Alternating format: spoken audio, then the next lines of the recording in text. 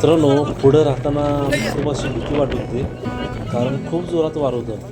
तोड गेला की भावनो त्या धुक्याबरोबर डायरेक्ट ढगात.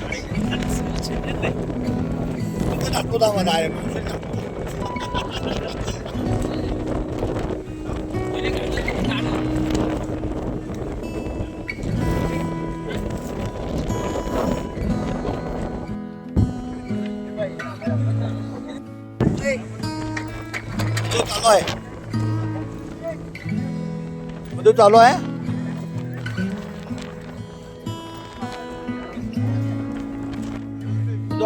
चालू आहे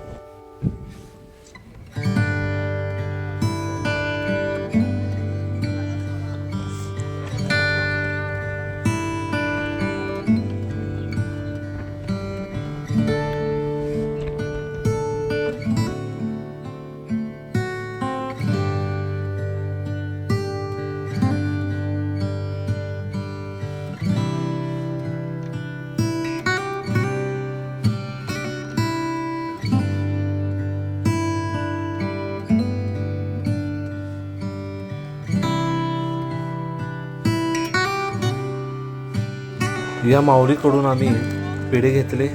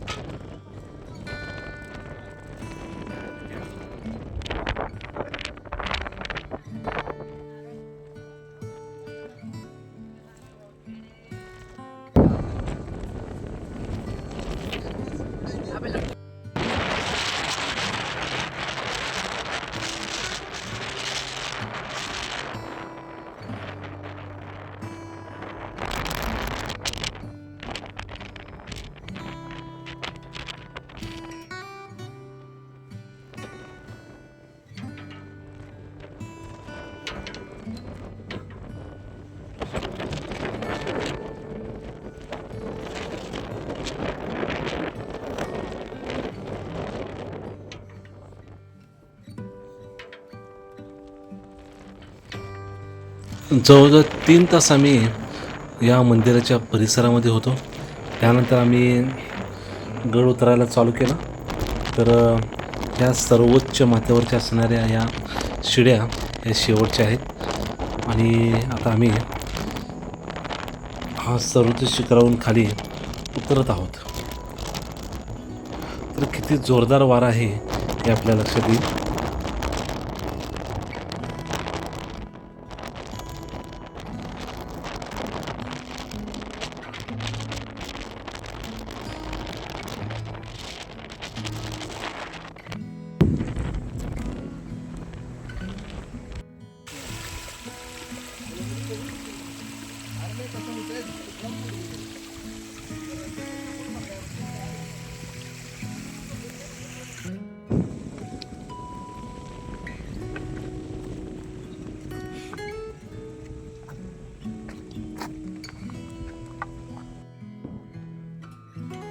आता आम्ही सर्वजण गड उतरत आहोत.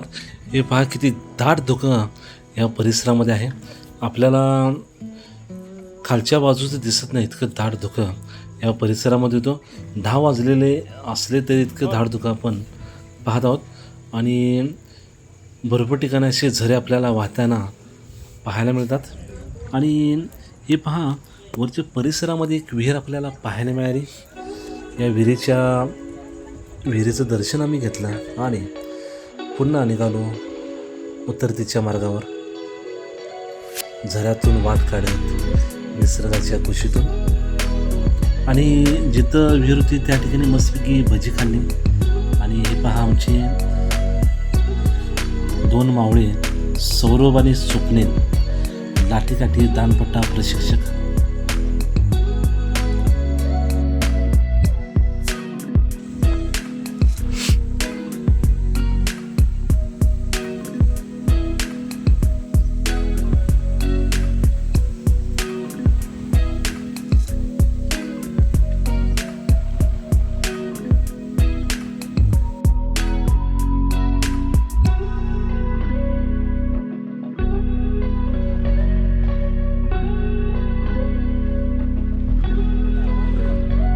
आम्ही पहाटे चढले असल्यामुळे आम्हाला कळालंच नाही की आम्ही इतक्या उंचीवर आलेलो आहोत.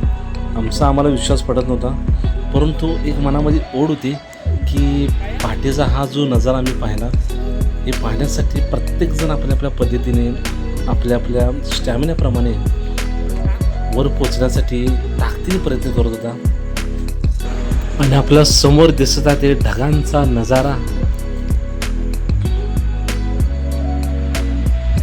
अद्भुत असा नजारा मित्रांनो, जबरदस्त. त्यामुळं प्रत्येकाने एकदा तरी कळसूबाईला जाणं किंवा दर्शन घेणं खूप महत्त्वाचं आहे. कारण हे क्षण, ह्या आठवणी पुन्हा आपल्या आयुष्यामध्ये नाहीत. तर हे पहा आपल्या समोरून दिसणारा अद्भुत असा नजारा आपण पाहत आहोत.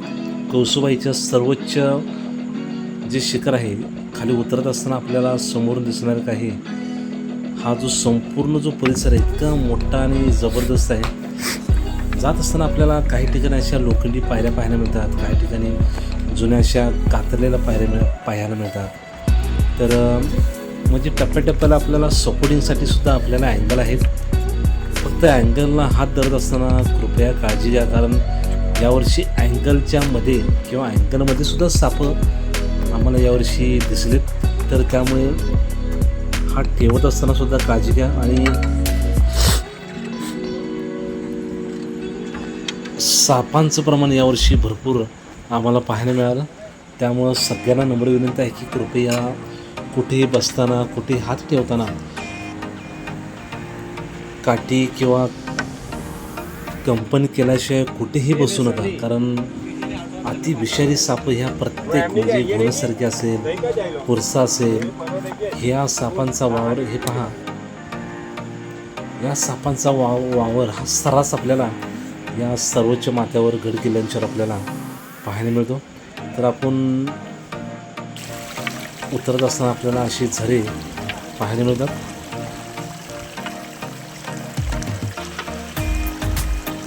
तर मित्रांनो, प्रवास कसा वाटला याबद्दल नक्कीच कळवा. आणि हा प्रवास जर खूप सुंदर वाटला, छान वाटला तर नक्कीच आपल्या किल्लेदर्शनी या यूट्यूब चॅनलला सबस्क्राईब करा, लाईक करा आणि व्हिडिओ आवडल्यास शेअर करा, कमेंट करा आणि काही आपल्या सूचना असतील तर नक्कीच आम्हाला कळवा. काही सूचना असेल तर नक्कीच आम्हाला कळवा, कारण त्या पद्धतीने आम्ही बदल करू. हे पहा तेवढाच मोबाईल धरला जाऊ आणि या मुख्या प्राण्याला काहीतरी खाऊ देऊ असं आम्हाला वाटलं. आम्ही या प्राण्याला दिलं आणि हे लागलं दोघांच्यात भांडण भावना. काय तर सांगायचं. अरे पिशवी नका खाऊस. वर आलं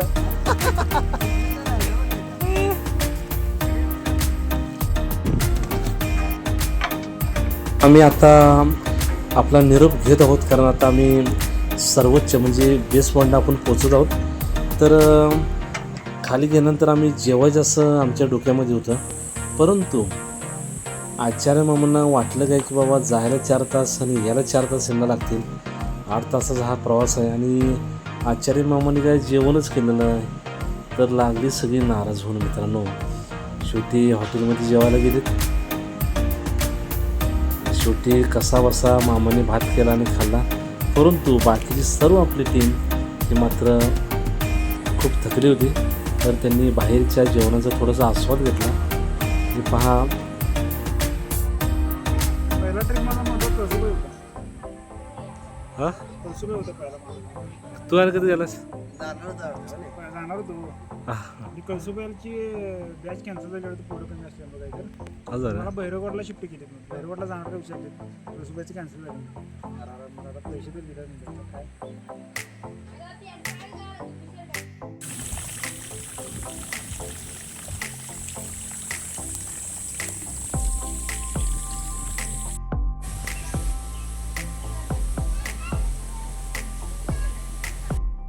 जाता जाता मित्रांनो या गडदेवताच्या चरणाशी नतमस्तक होऊन आशीर्वाद घेऊन आम्ही माता कळसुबाई यांच्या निवासस्थानी देवस्थानाला भेट दिली.